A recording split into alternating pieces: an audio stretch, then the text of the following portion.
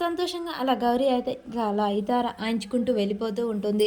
ఒక్కసారిగా తన కాలికి ఏదో తలగడంతో కింద పడిపోతుంది. తన అయితార చెట్టుకు తలిగి కింద పడి పగిలిపోతుంది. అది విరిగిపోగానే చాలా ఏడుస్తూ ఉంటుంది గౌరీ. ఇక అయితారని ఆ చెట్టు దగ్గరే పడేసి ఏడ్చుకుంటూ ఇంటికైతే వెళ్ళిపోతుంది. అది చూసిన చంటి, అయ్యో అమ్మాయి ఏడుస్తూ ఉంటుందిగా, ఎలా ఏం చేయాలి అని చెప్పేసి చంటి దెబ్బ అక్కడికి వెళ్తాడు. అయితారని తీసుకుంటాడు. అలా తీసుకొని తనైతే అది బాగు చేసి మళ్ళీ వాయిస్తూ ఉంటాడు. ఇక గౌరీ ఉదయాన్నే స్కూల్కి వెళ్తూ అదే దారిలో వస్తుండగానే ఆ సౌండ్ వింటుంది.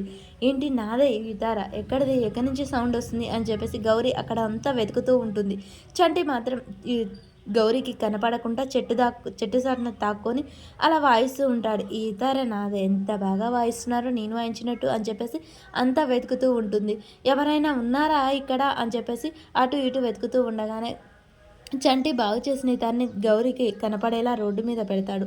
అది చూసిన గౌరీ దగ్గరికి వెళ్ళి, అయి నాదే, నిన్న పగిలిపోయింది కదా, ఎలా బాగైంది అని చెప్పేసి అది చూసి మురిచిపోయి, గౌరీ ఇక్కడ ఎవరైనా ఉన్నారా, ఉన్నాను కదా అని చెప్పేసి చంటి చెట్టు సాటున దాక్కొని అంటూ ఉంటాడు. ఎవరైనా ఉంటే ఇలా రండి, బయటికి రండి, నేను చూడాలి మిమ్మల్ని, నా ఇతర బాగు చేసినందుకు థ్యాంక్స్, నాకు స్కూలుకు లేట్ అవుతుంది, తొందరగా రండి అని చెప్పేసి అంటూ ఉంటారు. కానీ అమ్మో నేను రాను, నాకు భయం అని చెప్పేసి చంటి అంటూ ఉంటాడు.